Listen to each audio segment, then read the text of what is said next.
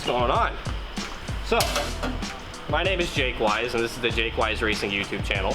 You guys have probably seen me drive this 350Z out in Lone Star Drift for the last few years, but I've decided I'm going to step up my car game and go drive some faster series with some better drivers. So this here is my new car.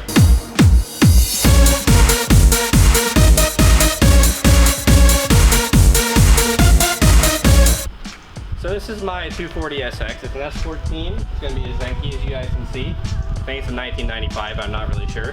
And I guess I'll just introduce the car to you guys now. We'll walk around and I'll kind of show you the parts that are already installed. And then I'll give you a quick look at our first sponsor. So the first part we'll talk about is the wheels I'm going to be running on the car. Unfortunately, these weren't a sponsored part, but I just love them so much I had to have them anyways. I found a used set of 4 Graham Lights 57 C6s, which I'm going to be running as my main fronts and my main rears for the car. Then I also have some 57 DRs on order that will all be luminous pink. So I think that's going to be a pretty good match for the car. As you can also see, the over fenders are Origin Type 3, 50mm in the front, 55mm in the rear, and it has an Origin Type 2 hood. So that's going to be like a pretty big part of the style of this car. It's going to be real J style, but it's going to be not a typical J style power plant, if that makes sense.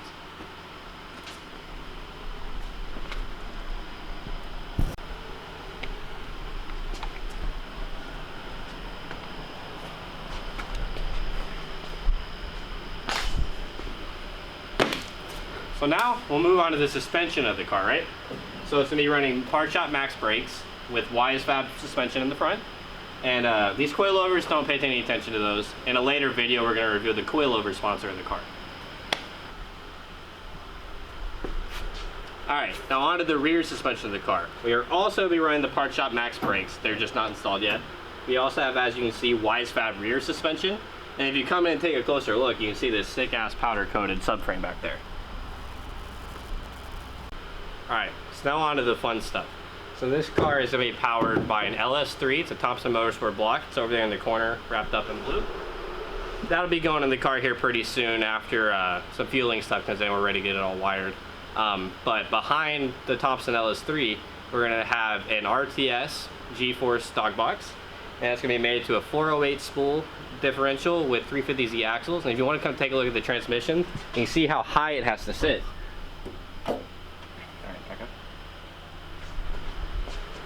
Now, to get the transmission to sit at the right height so that your drivetrain angles are all the same, you have to do quite a bit of cutting on these cars. Now, I'm going to be making a transmission mount soon. I'm going to make a video for that all on its own, and I'll go over how you make that transmission fit in an S14. Alright guys, so now I think it's time to unveil the first partner of the team this year. So the first people we had hop on board were HM Sports Aero, and they're going to be providing the body kit for the car this year. So we're on the Origin Type 3 overs, but to accompany that, we have the really cool Zenki kit here. It's a pretty sick kit. In this video, we're going to get that fitted up. Okay, so I just got some bumper mounts made up, so I thought it'd be a good time to show you the front end of the car and what we've done fabrication-wise. So in the front of the car, we have this little tube front kit we got. It's not the nicest thing in the world, but it does the job pretty good. I can link that in the bio. It was really easy to put together. You can get custom-sized tubing if you want it. Not a big deal at all. Went together really easy. It fits pretty good, and it does the job well. I got some Aero Catch hood pins installed. These guys right here. Mount the hood really easy. Those are easy too. And then for the headlights, I did these simple headlight mounts coming off the front of the tube front. And what I wanted was to be able to pull the engine out really easy. So if I wanted to pull the engine, all I'd do is undo these 4 bolts, these 2, and then the whole front of the car is off. So I thought that was a pretty good way to do that. Fender mounts, I just took a piece of tubing, small tubing here, and it's welded to another piece of vertical tubing, which I welded a nut to. I then just screwed in the top bolt into the nut through the fender, and then I just cut the piece of tubing that goes to the tube front to length and welded it on. It was really easy, held it in place pretty good, works well. And the back of the headlights just have another mount like this, pretty easy. Let me show you what I did for the bumper mount. So for the bumper, I'm using quick latch hood pins, which just go up to the secondary bar on the tube front. You want to come in here? So this bar here is actually detachable. So it just has 2 bolts, a top and bottom. So if I need to take the entire front end off of the car, it's just 2 bolts there on top and bottom of each side, and the whole front bumper is mounted to that assembly, except for these 2 bolts. So all it is these two, and the whole front end can come off the car. And it's a grand total of 8 bolts. Can be done really quickly, very easy to service the car. So I guess we'll just go ahead and throw the bumper on and show you how that looks. Alright, so here's the bumper installed. It fits really good. I had to do zero trimming of the bumper at all, and it just kind of popped into place. I have the jacks underneath because with the bash bar made, it'll tuck it a little bit higher. It kind of sags a little bit without it, but that's no problem at all. Alright, so we're back working on the S14 today. As you can see, the tube front, it's mostly done. It's quite rusty, but it's mostly done. The one thing that's missing is the front bash bar setup. So I went over to Kevin's shop. He owns Turn 5 Fabrication up in Van Alstyne, Texas, a little bit north of Dallas, and had him pre-bend all these tubes for me. So basically, the problem we're having with bumper fitment right now is it sags a little bit below the headlights. So the way I'm gonna fix that is I'm gonna build this bash bar here, super tight fitting to the bumper. Then whenever I weld it in place, I'm gonna make sure the bumper's at the correct height so it fits flushly with the headlights whenever I weld it into place. So that'll kind of take care of our front bumper fitment. Basically, instead of mounting it up, we're just gonna kind of set it up, if that makes sense. So Kevin was pretty cool. He bent us a top bar, a bottom bar, and then he made these two bends on one, opposite ends of a tube, so I could cut them to length. And I could weld them basically in the middle and hold these together.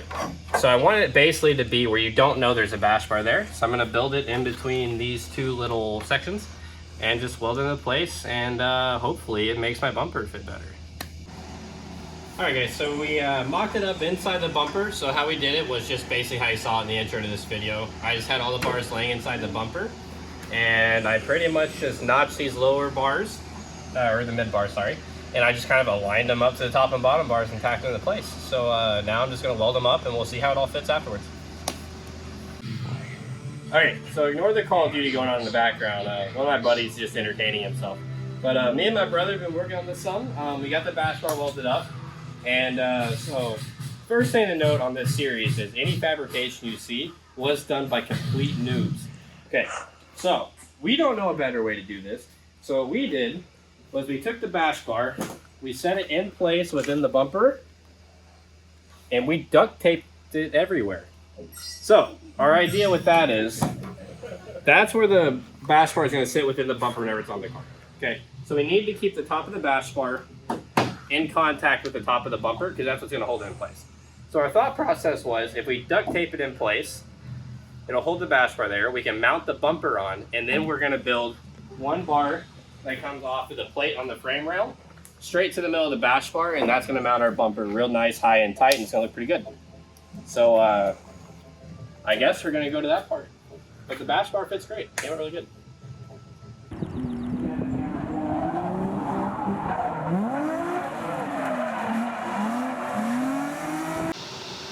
Okay, so I would say what got me into drifting is a lot like most other kids that grow up to get into motorsports and stuff. Just grew up always being a big car lover, and I always dreamed of getting my own car. But a lot of the motorsports in today's world take so much money to get into that they're just not really viable for most people unless you have you come from a wealthy family, or you just come into a bunch of money with sponsors or something like that. So I basically knew I wanted to do motorsports, but the only one that was viable for me was drifting. I mean, on top of that, it's pretty cool, right? You can watch NASCAR and stuff where people are just going around in circles. It's interesting in its own way, but drifting just has something about it, right? It has that it factor.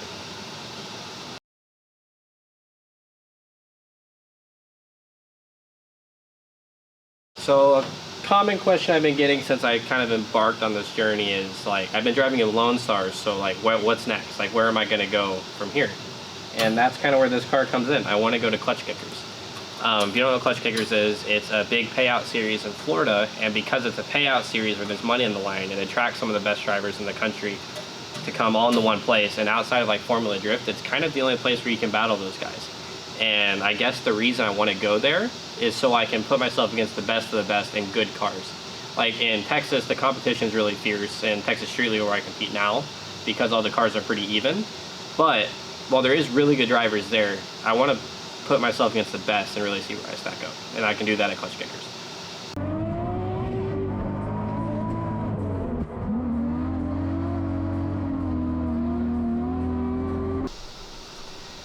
So, for those of you who do know who I am, you'd already know this, but for those of you who don't, I once had, it was a green IS300 with a 1J. It was a super cool car. And I was building it up, got it to a pretty solid state, and I expected to keep it for a long time. But I ended up getting a really compelling trade offer for this car and a bunch of parts that came with it, right? And while I really liked my IS, the option of this car really intrigued me because it came with that engine over there. It came with a bunch of random parts, basically to put together really quickly and cost effectively compared to what it would be to build it from the ground up. So I basically traded the car for that stuff. Another reason that intrigued me so much though was that the S chassis is such a proven car. There's a huge variety of aftermarket parts. They're easy to get to. The parts are pretty cheap. If you break something, their parts are everywhere, right? And it came with an LS, which, well, I'm not a V8 guy, I'm more of a turbo guy. Like, it's just, if you break your water pump or something, you can go to O'Reilly's and get one instead of having to wait 2 weeks for one to come from overseas. So it was pretty much, I wasn't gonna be able to build a car like this without a deal like that, and deals like this are really hard to come by. So it just seemed like it was the perfect time to step up and do a faster car.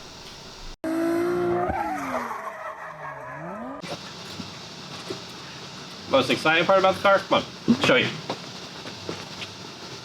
So this car, we said this earlier in the video, but I'm just gonna go over it again, maybe in a little bit more detail. If you look right in there, it's gonna be running a dog box.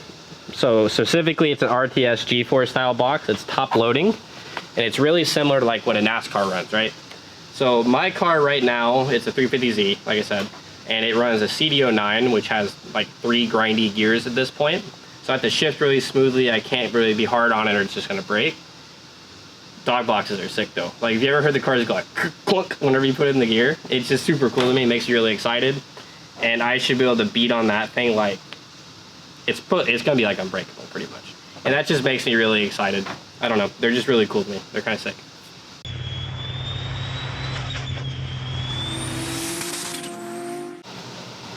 So I actually made the trade for this car, I believe it was last October. But with school and stuff, I didn't have a whole lot of time to get started until, give or take, like March of this year. And in that time, it's came a long way. I've had a lot of really good sponsors jump on board that are going to be getting revealed in the next few videos. I've already revealed the first one with the Aero company, HM Sports Aero. But the car should be done by the end of the year. That's the goal, to have it tested by the end of the year and then painted and liveried soon after.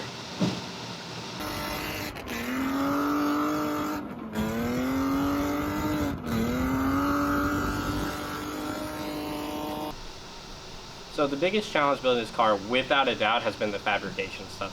So I come from a family where, like, growing up, my parents always took their cars to the dealership for oil changes. I didn't even have a socket set until I was 16, whenever I bought one for myself because I got my first car, right? So I did not grow up in a family that did this kind of thing, so it's been a huge learning curve. I've basically taught myself through YouTube videos and old forum posts on how to build this stuff, and it's been a real challenge. But while a lot of it's not the prettiest, it's definitely came out okay, and it should work really good.